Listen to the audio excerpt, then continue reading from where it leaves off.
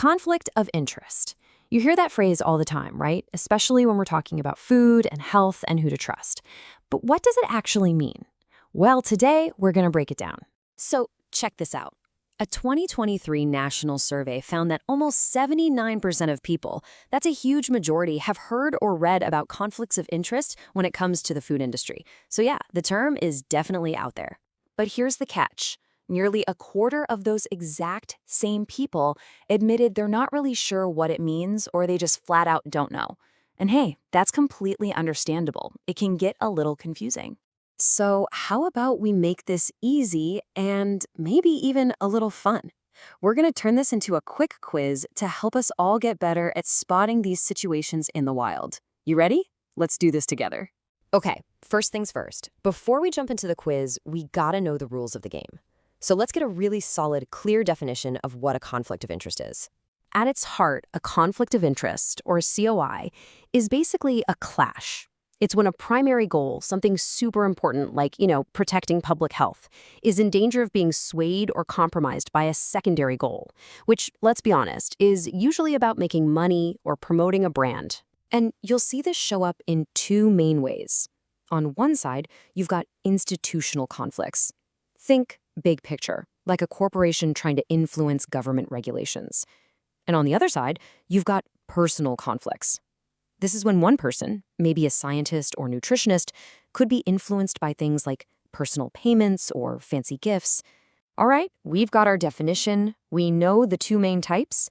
I think it's time to put that new knowledge to the test. Let's play a little game I like to call Spot the Conflict of Interest.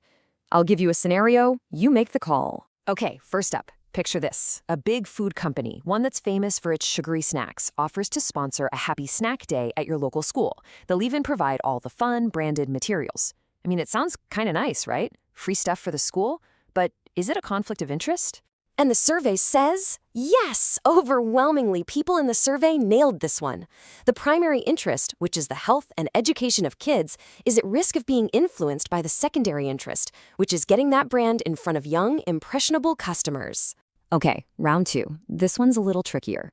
A company that makes pesticides decides to fund a project to create awesome green spaces and gardens in the city. I mean, that's a good thing, right? Helping the community, making things beautiful. Or is there more to the story? You got it. The survey respondents saw right through this one too and said yes. This is a perfect example of what some people call greenwashing. The company creates this positive, eco-friendly image, a health halo, if you will, that can distract us from what their main business actually is. It's a clever move. All right, last question. Let's zoom out to the world of policy. There's a politician who is very publicly against things like taxes on sugary drinks. Now, that same politician offers up funding for a big conference for a public health council. They're helping a good cause, right? What do you think? Absolutely yes. Once again, the survey participants were on the money. This is a textbook example of a potential institutional conflict of interest. The fear is that this financial support could, subtly influence the council's future decisions or soften their stance on regulations. So, look at that. We're getting pretty good at this. But this isn't just a fun little quiz. Spotting these conflicts is so important because they have very, very real consequences for our health and our society. And here's why it's so critical. These conflicts can create a dangerous domino effect. It starts with spreading misinformation about what's healthy. That can then influence the official dietary guidelines that we're all told to follow. And that can lead to weaker health and safety laws. You see how each step puts all of our well-being more and more at risk? What's really interesting is that the survey showed people get this on different levels. You have some people who totally get it. They see the financial motive, the brand promotion, the whole shebang.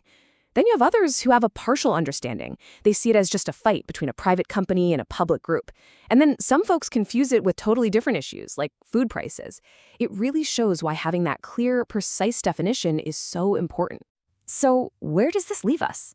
The point of all this isn't to become cynical about everything. Not at all. It's about becoming a critical thinker. It's about learning to see the world and all the messages we get about food through a new, sharper set of eyes. So let's wrap up with the big takeaways. Number one, conflicts of interest happen on the huge institutional level and on the small personal level. Two, they can be really subtle, sometimes hiding inside something that looks positive. Three, the ultimate goal is usually to influence policy and what we, the public, think. And finally, and this is the most important part, Just being able to spot it, that is the first and most powerful step you can take. Now, if this got you fired up and you want to dive even deeper, there are some amazing resources out there. You could check out the documentary Big Food, or for you podcast lovers, there's an investigative series called Prato Cheio, which means full plate. They're both fantastic places to continue learning. And so, I'll leave you with this question. Now that you know the patterns, now that you have the tools, the next time you see a headline about a health study funded by a soda giant or a community fitness event sponsored by a fast food chain, you'll see it for what it is. The only question is, where are you going to see it first?